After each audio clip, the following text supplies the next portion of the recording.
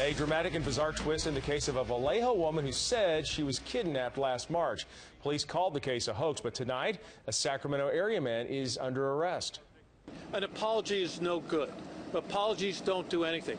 What we want to see is some real action. And attorneys for the victims say Vallejo police need to do their job and investigate this case. FBI agents say they believe the kidnapping victim and say other suspects may still be on the loose. KCRA-3's David Bienick live in Vallejo with this latest twist in this bizarre case. David. Bizarre indeed, Kelly. Lots of questions tonight here at the Vallejo Police Department about why investigators here were so quick to write this kidnapping off as a hoax. In the end, it was the FBI that stayed on the case, put the pieces together, and today announced it's made an arrest.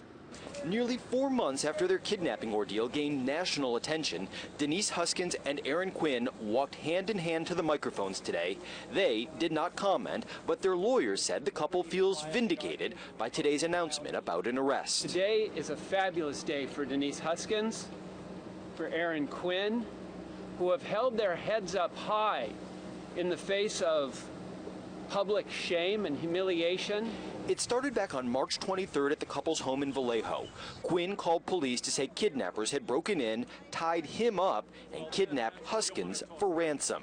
A couple days later, Huskins turned up near her father's home in Southern California, but by then, Vallejo police were already publicly stating that her story was a hoax. They not only were questioned by the media, but by other individuals, by their employers, by the police, but they questioned themselves at a certain point.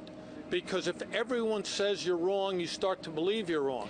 Today, federal prosecutors unsealed a warrant for Matthew Muller from Orangevale. He's a Harvard Law School graduate and a former Marine. When arrested, he told detectives he suffers from Gulf War illness and psychosis.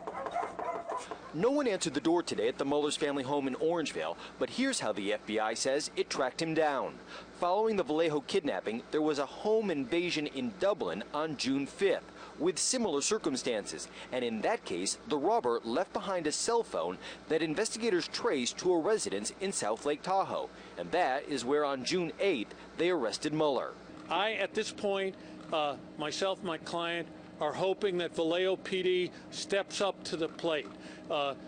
We firmly believe there are other people involved. We want to see these people off the street too.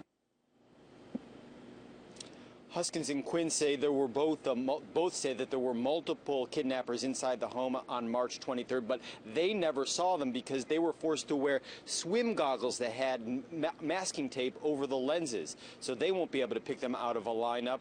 At this point, we're now waiting for a possible indictment against Matthew Muller. Live in Vallejo, David Bienick, KCRA-3 News. And still at this hour, no word from Vallejo police. David?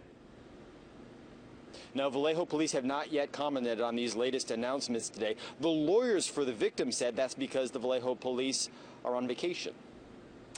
All right, we'll just leave it at that then. David Bienick reporting for us tonight. David, thanks.